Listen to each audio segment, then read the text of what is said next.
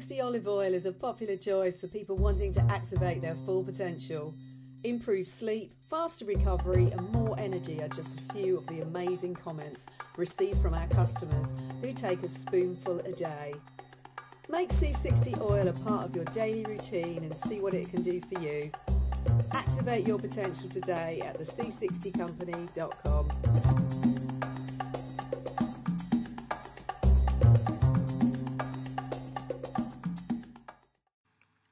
In the light of the latest revelations, which came from a leaked tape of a ABC anchor presenter in the United States, who was talking about the fact that 3 years ago she had the story on Jeffrey Epstein, including the connections to Clinton, to the Zionist lawyer Alan Dershowitz, and to Prince Andrew, and she was describing how the ABC bosses, if you like, killed the story, wouldn't let it go to air, and part of this was through multiple threats of various kind from the British royal family under the heading Buckingham Palace. We've also had, of course, for people that follow this stuff, the revelations that the NBC network in America also sat on the Harvey Weinstein story, and the MSNBC and CNN networks this week have refused to cover this big story, which was broken by this organization, Project Veritas, with this ABC tape, which was the anchor, the presenter, describing in a tape that wasn't for air how ABC trashed and stopped and blocked the Epstein story 3 years ago, when she said the whole thing, which has now come out.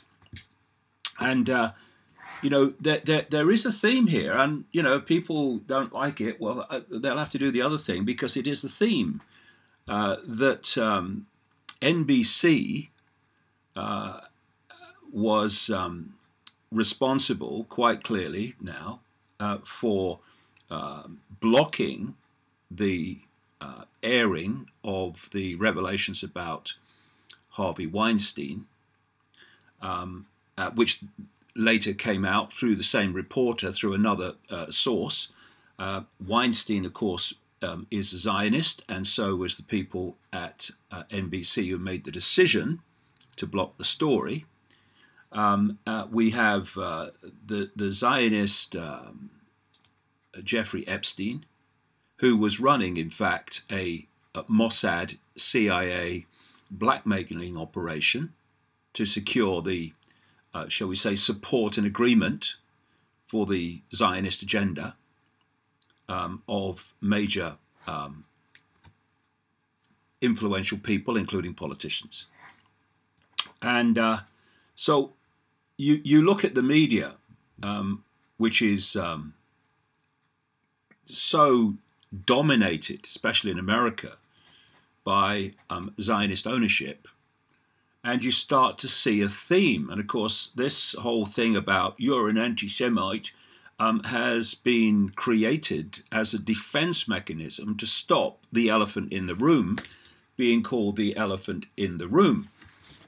And we have this theme, as I was saying this week, about the destruction of free speech. And I'm going to start with a story, an opinion piece in the New York Times, which is a mega Zionist-owned newspaper operation in America. And the headline is New York Times op-ed, opinion piece, for people that haven't come across that. I'm sure most people will have done now. Claims that free speech is killing us.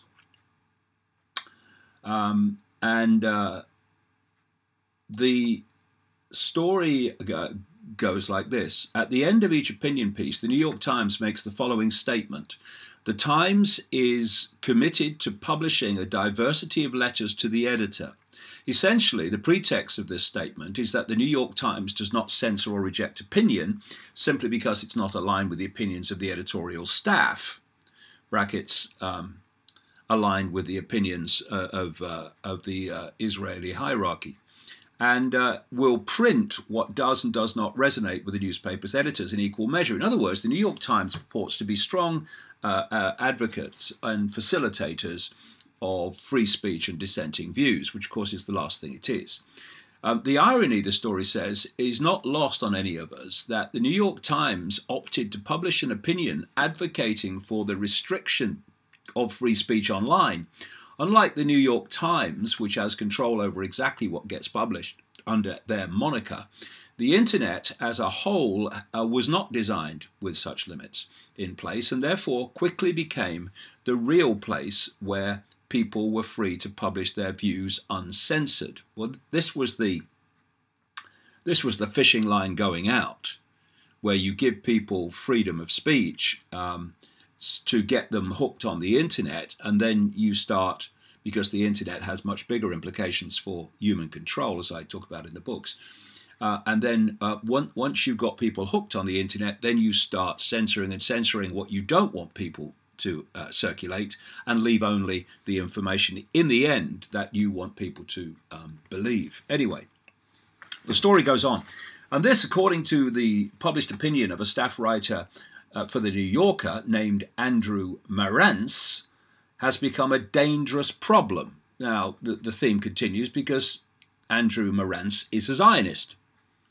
And there seems to be this connection between supporters of Zionism and the desire to destroy freedom of speech. Not just in America either.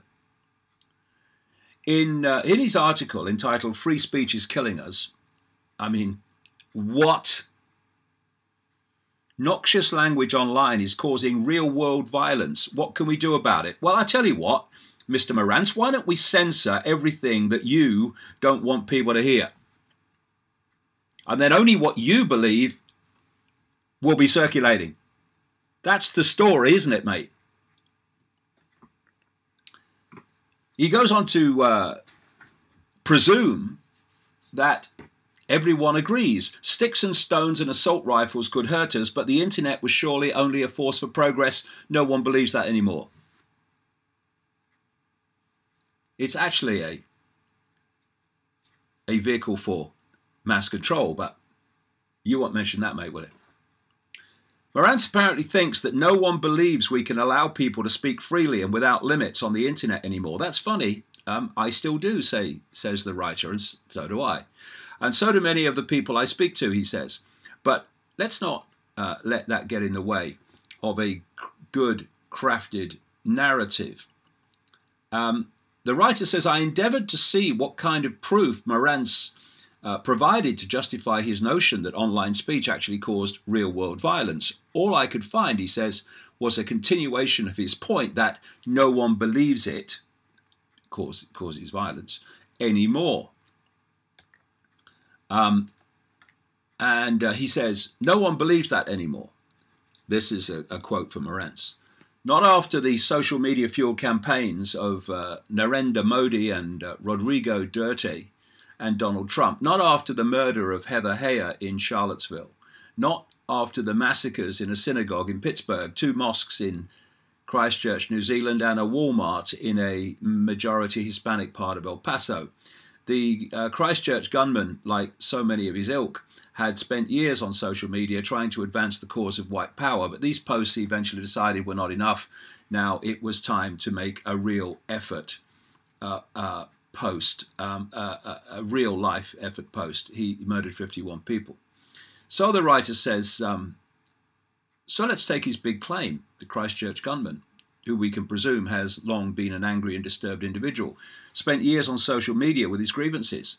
It's because he was able to express himself online that he killed people. Where is the causal connection?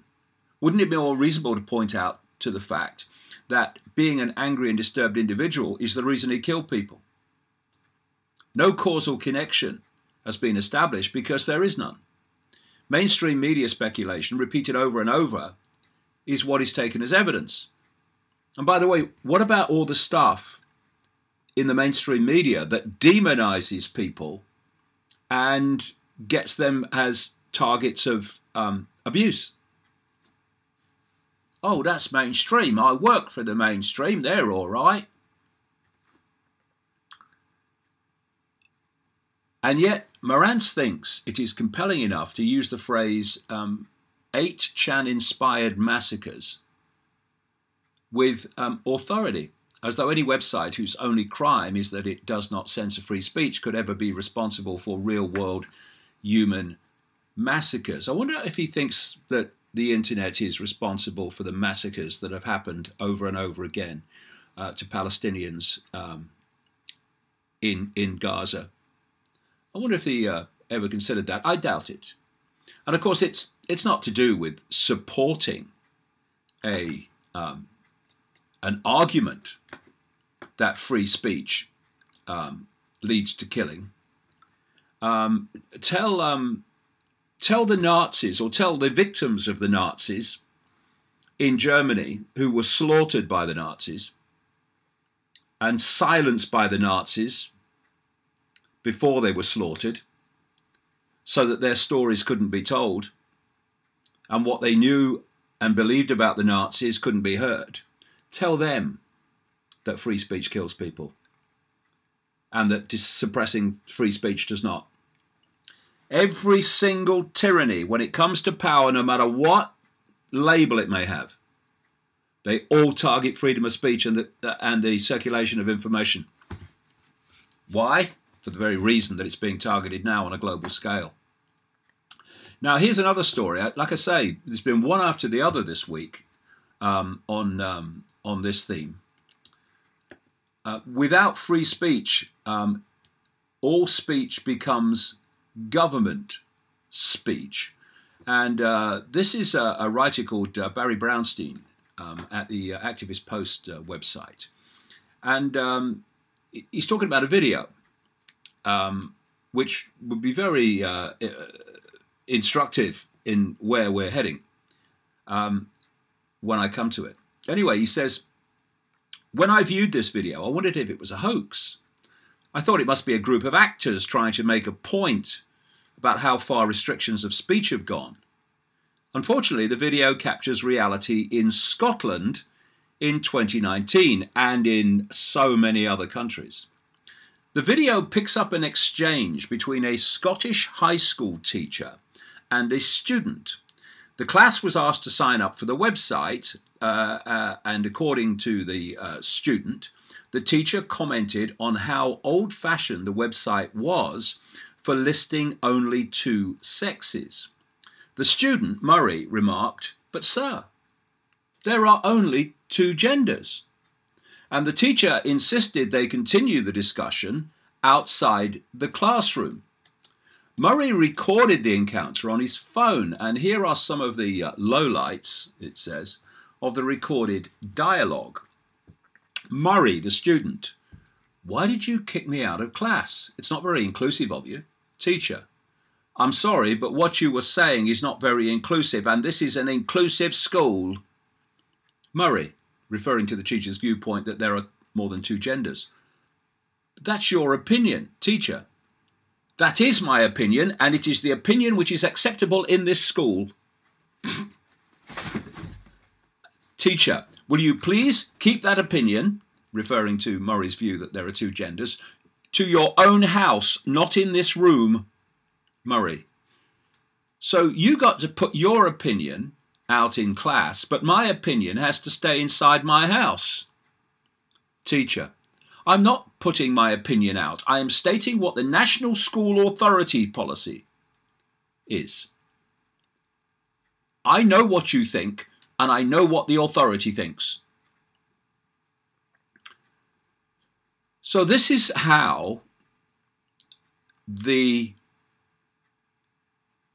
minds of young people all over the world are being molded to an agenda known as woke. And this is why, as this process produces adults, more and more woke programmed people are now moving into positions of power and politics and influence. It's all been systematic.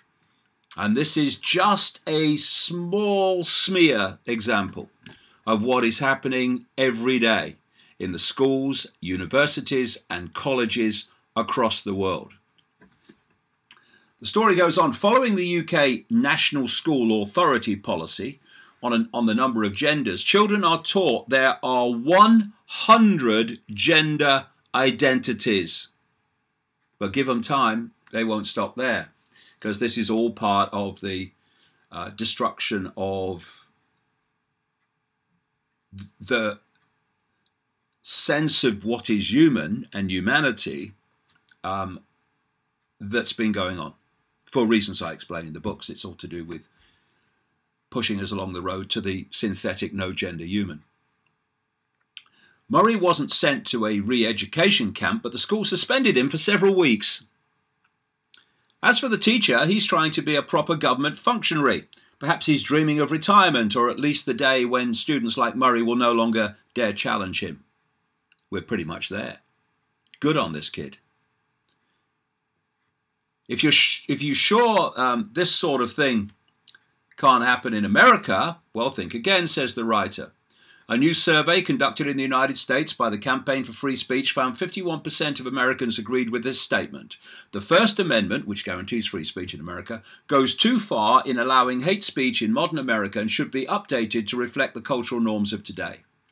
48% thought, and a majority of millennials agreed, they're the ones that have been really taken through this process of programming through their education years, or what passes for education. 48% thought, and a majority of millennials, hate speech should be outlawed. An astonishing 54% of millennials thought jail time should be the consequence penalty for hate speech. Hate speech was not defined in the survey because it's constantly being expanded in its definition to destroy more and more freedom of speech. So this is where it's going. This is where it's always been planned to go, and this is why I keep banging on about this woke agenda, because the woke agenda is the program being imposed on young people through the system in all its forms, and not least through carrot and stick and punishments if you have a different opinion, as we saw with Murray here. This is what is being done to our young people day after day after day. Then we have this story. Police state escalates war on freedom of speech. According to MAGA nationalists, Trump supporters in other words, the deep state only persecutes conservatives while liberals get a free pass. Well, first of all, they're not liberals, they're woke and thus not liberal. Liberal and woke are not the same thing. I wish people would stop referring to the woke mentality as liberal. It is not anything but. I come from the liberal direction, non-political liberal direction, of maximum freedom for everybody. My philosophy is simple. Do what you like, just don't impose it on anyone else. And that's what woke is doing, of course. It's imposing on everyone else. But it's not about censoring conservatives. It's censoring anyone who has an opinion that is outside, or has information that is outside what the system, the cabal, want people to believe. So in the same way that so-called conservatives are censored by the Silicon Valley mafia, so genuine liberals, as opposed to fake woke liberals, they are censored as well when they have things to say that are outside the official narrative. But they put labels on things. Oh, it's only against conservatives, because they want to hide the fact that it's an agenda, and it's the agenda that's being protected from information. And the people who are challenging that agenda, although many won't know there is an agenda, are the ones that are being targeted. So this week, to show that, we have had the Gestapo-style raid, as this story describes it, of liberal journalist Max Blumenthal. Now, Max Blumenthal has done some great work, not only exposing the extremes and the injustices imposed by the Israeli government on Palestinians, but also the exposing the lies that have been, the propaganda that's been circulated to demonize places like Venezuela as a country. And so the system kicks back. The story goes, the Gestapo-style raid of liberal journalist Max Blumenthal earlier this week demonstrates quite vividly that the state does indeed attack leftist or left-leaning activists and journalists, and not only MAGA supporters and new right nationalists. Like I say, the common denominator is who's challenging the official narrative. MAGA, the article says, has deluded itself into the false belief the deep state is primarily comprised of Democrats on the warpath against conservative Republicans and new right types. In fact, the state is apolitical in regard to national parties and politics. It favours Democrats and Republicans only if they tote the neoliberal and corporate line. Absolutely spot on. If they deviate, they may suffer the fate recently experienced by Max Blumenthal. For now, this fate is reserved for those with high visibility, such as Blumenthal. For really serious violations of the neoliberal code and the establishment's prearranged political construct, the state prefers torture and slow death. It is currently doing this to Julian Assange for the national security state. It is a cardinal sin and high crime to expose the dirty and murderous secrets of the state. And again, we come back to the media. The media are helping to demonize Assange because they're not journalists, as a point I'm going to make in this public videocast this week. Assange will not be killed overnight or outright like journalists Michael Hastings and Gary Webb. Both Hastings and Webb exposed the crimes of the national security state and paid for it with their lives. Assange, on the other hand, will be slowly and sadistically tortured to death, thus revealing how the state responds when national security secrets are exposed and disseminated to millions of people. And that's the big point about Assange. What they're doing to him is saying to anyone else who will challenge the official narrative, this is what happens if you do it. Well, I've got a finger in the air as I speak to the state. If they think that that's going to affect people like me, it's not. It's just going to make us more determined to do what the state does not want to happen. As should be expected, the story says, zero corporate media propaganda conduits have thus far reported on the Blumenthal raid, which is supposedly connected to his behavior at the Venezuelan embassy in Washington.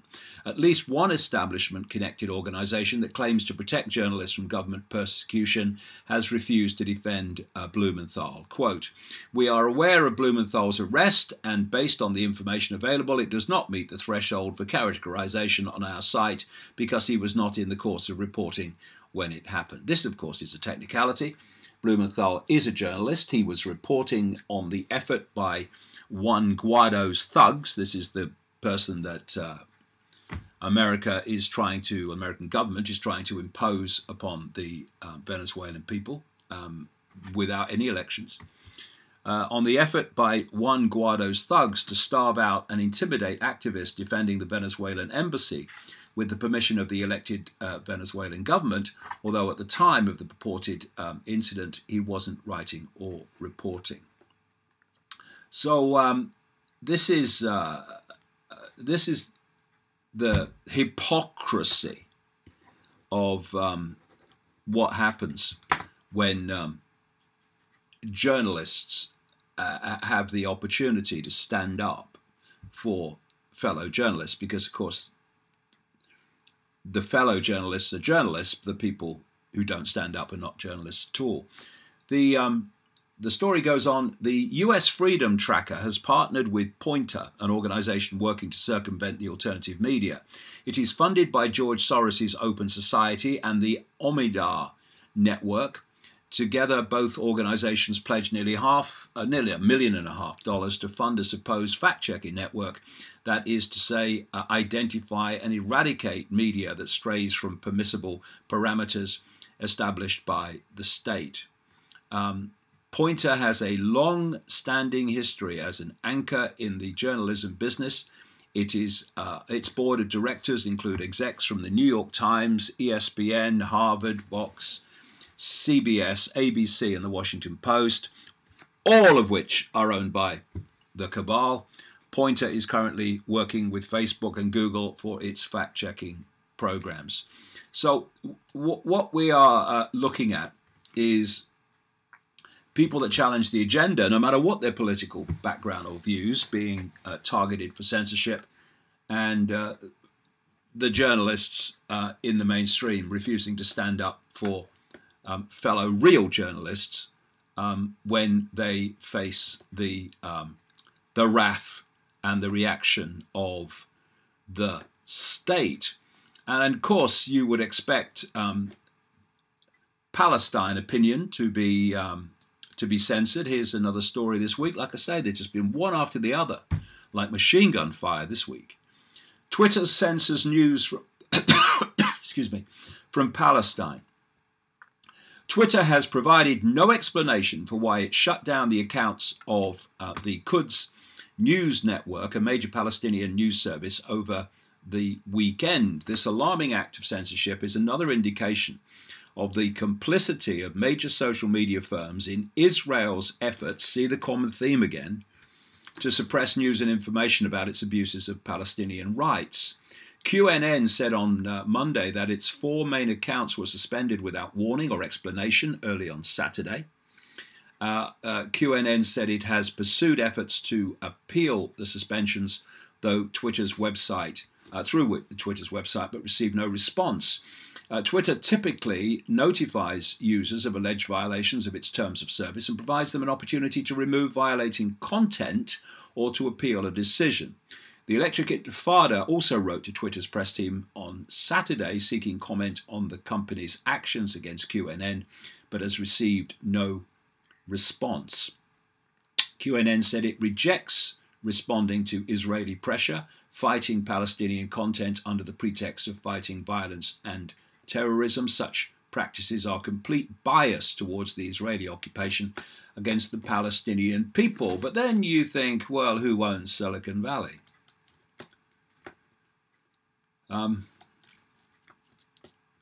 And then we've got the United States government blaming Palestinians for Israeli state terror against them.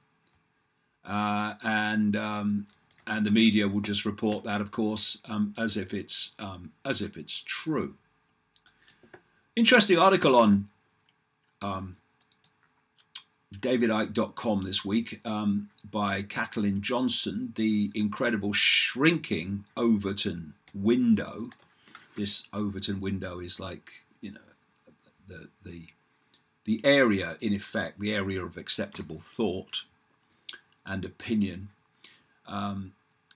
The article starts with a quote from Noam Chomsky.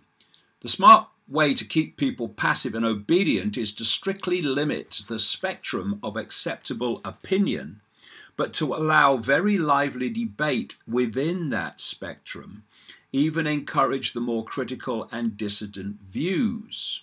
That gives people the sense that there's free thinking going on, while all the time the presuppositions of the system are being reinforced by the limits put on the range of debate. Now, that's exactly what you see when you see political debate and you see interviews on the BBC and what have you. And you have interviewers like a guy on the BBC called Andrew Neil, who in the area that he works, he's a good interviewer and puts people on the spot, politicians and such. But it's within this spectrum of acceptable opinion that Chomsky's talking about. And it seems, they're having a good set too here, but the actually range of perceptual possibility that is being debated vigorously is so tiny. Oh, see, there is freedom of speech. Look, he's having a go at her and she's coming back. It's all a facade. Then you ask, how many times does Andrew Neil, I'm not just picking on him, it's just an example that's come up in this, but how many times does he have people on that in any way question anything outside of that norm, that spectrum of acceptable opinion? Almost never. Sometimes I've been on once when they were doing an item about conspiracy theories, when they thought, I guess, I was going to go on and get destroyed. Well, it actually didn't happen, so bad luck there. But that's what Chomsky's talking about. Anyway, Kathleen Johnson says the plurocrat-owned narrative managers of the political media class work constantly to shrink the Overton window, the spectrum of debate that is considered socially acceptable. They do this by framing more and more debates in terms of how the oligarch empire should be sustained and supported, steering them away from debates about whether that empire should be permitted to exist at all. They get people debating whether there should be some moderate changes made or no meaningful changes at all, rather than the massive sweeping changes we know need to be made to the entire system. They get people debating whether they should elect a crook in a red hat or a crook in a blue hat, rather than whether or not they should be forced to elect crooks. They get people debating violations of government secrecy laws, not whether the government has any business keeping those secrets from its citizenry in the first place. They get people debating how internet censorship should take place and whom should be censored, rather than whether any internet censorship should occur. It's a very good piece, which you can find on davidicke.com. The headline, if you put it in the search engine, "The Incredible Shrinking Overton Window," will get you there.